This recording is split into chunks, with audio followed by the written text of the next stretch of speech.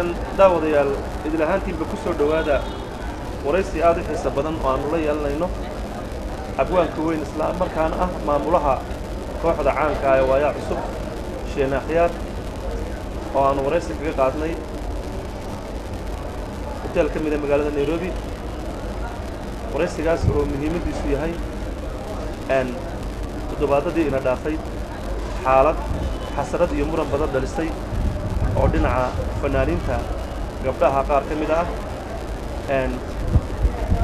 kusoo dhowsheena TV-ga caalamiga ah TV waa dhawahay thanks shina iyadoo su'aalaha kale inoo dambeyn doontaan ama fankaagii iyo waqtiyadu soo qaatay waxyaabahaas ugu horreyntii waxaan doonaynaa inaan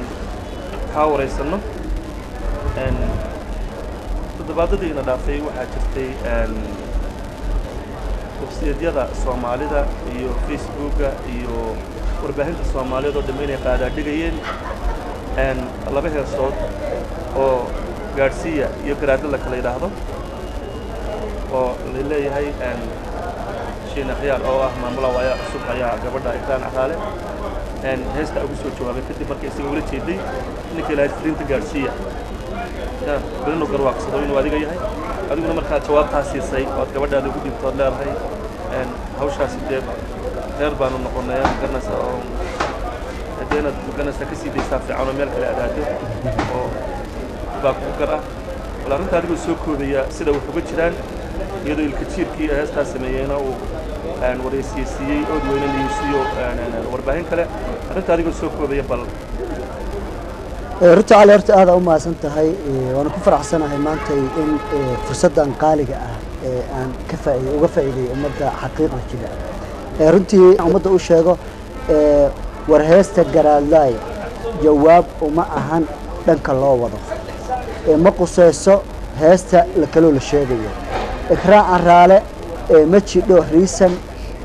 heestan loogu tuhmo sababtoo Ikraan Caraale waa gabar walaashay ah waa gabar fanaanad ah dadka sheekadan qaloocinayna waxaan leeyahay dulmiga wadaan sababtoo ah kumanaan gabdhood oo Soomaaliyeed baa jira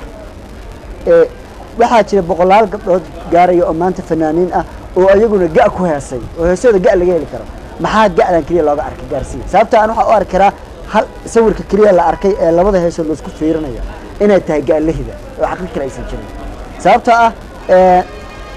runta aan ka hadlayno ayaa taas dadku waxa muddo inay fuudaadeen ay ku degdegeen heesta inay leexiyaan oo meel kale ku raadiyaan sababtoo ah dadka xumaanta jecel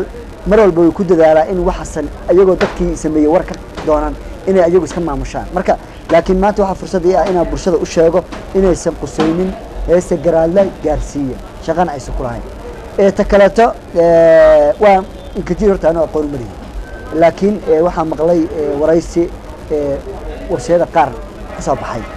runtii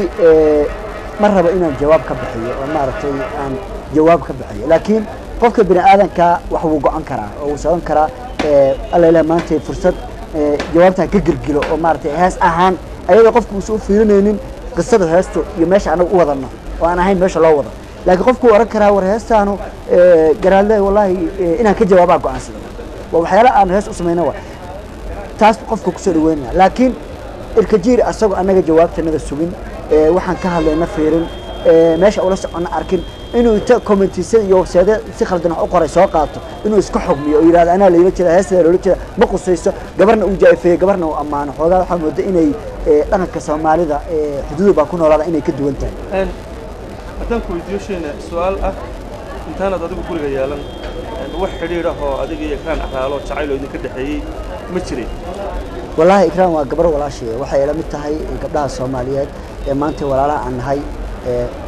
saad ogtahay dadku wax badan bay buunbuuninayaan laakiin xaqaaqiqda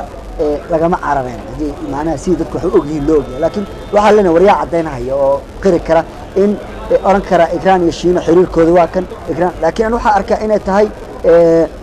Ikraan gabar Soomaaliyeed gabar fanka Soomaaliyeed ku jirta gabar xiriir fiican la leh fanka iyo kooxda waayaha cusub ma u maleynaya marka in intaas ka badan si raadiyo sababtoo ah dadku sawirka kaliya ee la qaatay waxa uu Ikraan qalbiga laga waqana qalbiga laga warqabo xiriirna ma wajahna ku sheeg laakiin waxa kaliya la sawirtay waxay tahay in la yiraahdo gaada gabadhan gaay ku haysay gabadhan kale gaay ku haysay already in sawirka noocaas la qaatay taasna waxaan ummadda inaa ka shaafino ogaadaan in heesta garaadla iyo heesta ikraan ay qaad shaqo ay isku lahayn